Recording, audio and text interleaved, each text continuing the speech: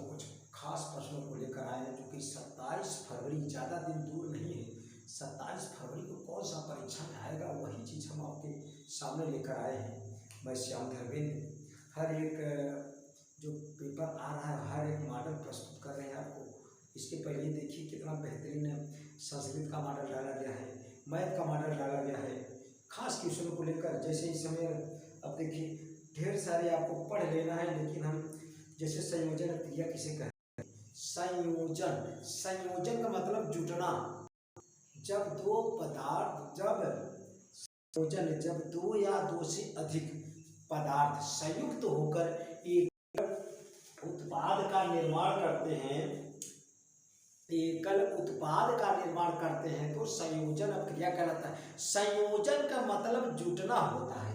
जैसे अमोनिया हुआ, NH3 हुआ, हाइड्रोक्लोरिक अम्ल HCl से अब क्रिया करें, एकल उत्पाद बने, एक ही बनेगा, क्या बनेगा, NH4Cl।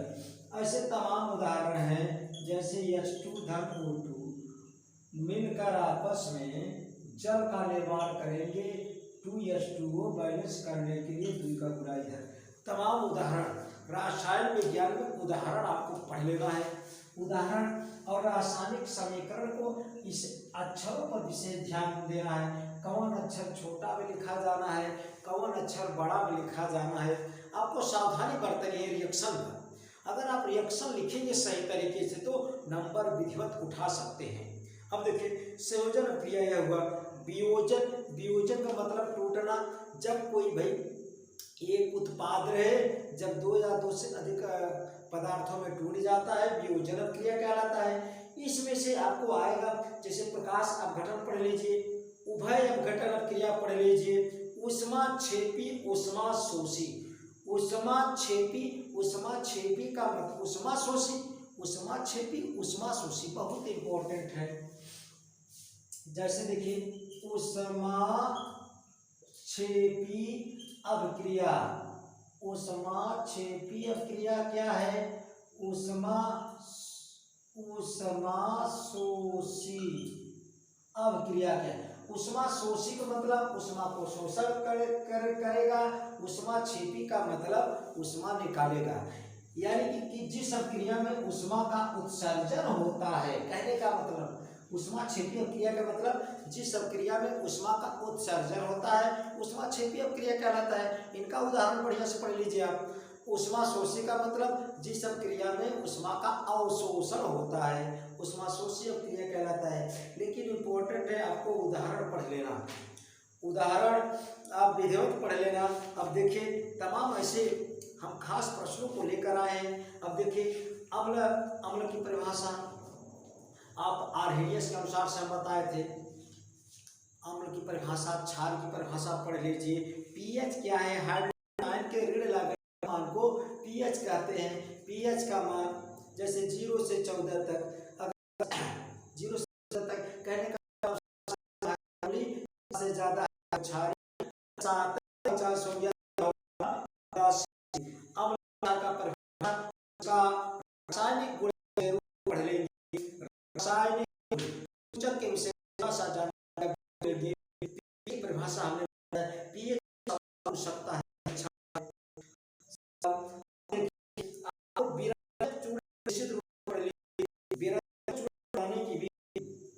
पाउडर जिसे कहता है, पाउडर बनाने की विधि, इसका बनाने की विधि और इनका रासायनिक गुण पढ़ लीजिए।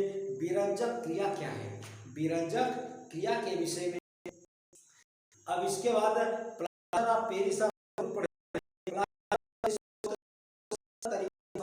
बनाने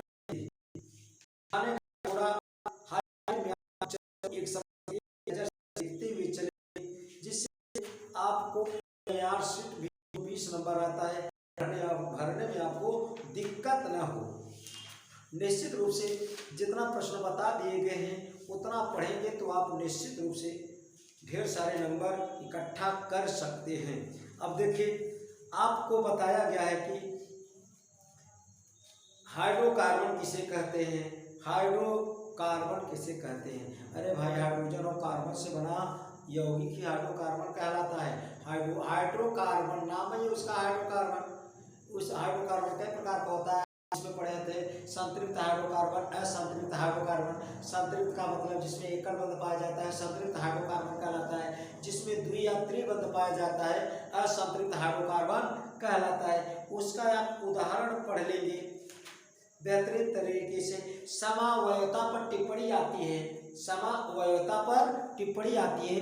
संतृप्त हाइड्रोकार्बन और असंतृप्त हाइड्रोकार्बन में अंतर पूछा जाता है, आप निश्चित रूप से पढ़ेंगे। सजातीय श्रेणी पर टिप्पणी आएगी। सजातीय श्रेणी की बहुत सरल तरीके से परिभाषा बताया गया है, वीडियो देख लेंगे। सजातीय श्रेणी पर फिक्स है, टिप्पणी आएगी। विशेषता इसका पूछा जाता है, IUPAC नाम तो फिक्स है, एक क्वेश्चन 2 क्वेश्चन IUPAC नाम से बनेगा। योगात्मक अपक्रिया, प्रतिस्थापन अपक्रिया। योगात्मक मतलब जुटना, प्रतिस्थापन का मतलब हटना। यानी कि आप परिभाषा बेहतरीन ढंग से। साबुन पर टिप्पणी आता है, साबुन तथा अपमार्जक का निर्माण। साबुन पर आप साबुनीकरण पर बेहतरीन ढंग से पढ़ लीजिए। साबुन का स्वच्छीकारक क्रिया, साबुन का स्वच्छीकारक क्रिया के विषय में आप जरूर पढ़ लीजिए, इस पर पूछा जाता है। रसायन विज्ञान में ये सब बहुत खास प्रश्न है, बहुत इम्पोर्टेंट प्रश्न है। अब आगे हम जैसे वर्गीकरण जैसे मेंडलीव की, जैसे आप मेंडलीव की आवर्त सारणी की विशेषताओं के विषय में, मेंडलीव की आवर्त सारणी की विशेषताएं निश्चित रूप से जानिए। जैसे विकर्ण संबंध आपको क्या जा, विकर्ण संबंधित वर्ग और आवर्त की विशेषताएं, ये सब रसायन विज्ञान के बहुत इम्पोर्टेंट प्रश्न हैं, ये निश्चित रूप से आप लेंगे। आप ये सब खास प्रश्न है। धन्यवाद। रसायन विज्ञान से बस इतना ही अच्छे प्रश्न हैं और आप निश्चित रूप से इन प्रश्नों को तैयारी कर लीजिए, समय बहुत कम है। धन्यवाद। मैं श्याम धर्मेंद्र फिर आपके सामने जीव विज्ञान का बताएंगे, थोड़ा थोड़ा भौतिक विज्ञान की भी। अगर चैनल पर नए हो तो चैनल को सब्सक्राइब कीजिए और दोस्तों के पास यह शेयर कीजिए कि इम्पोर्टेंट प्रश्न इस पर बताया गया। निश्चित रूप से तैयारी कीजिए, समय बहुत कम है, समय बहुत कम है।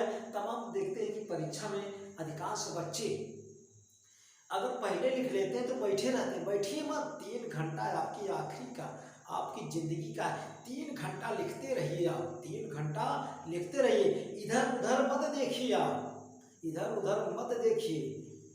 और इसीलिए 3 घंटा आपकी ज़िंदगी का, 3 घंटा आप लिखते रहिए। अगर लिख चुके हैं तो अपने प्रश्नों को मिलाइए। धन्यवाद दोस्तों।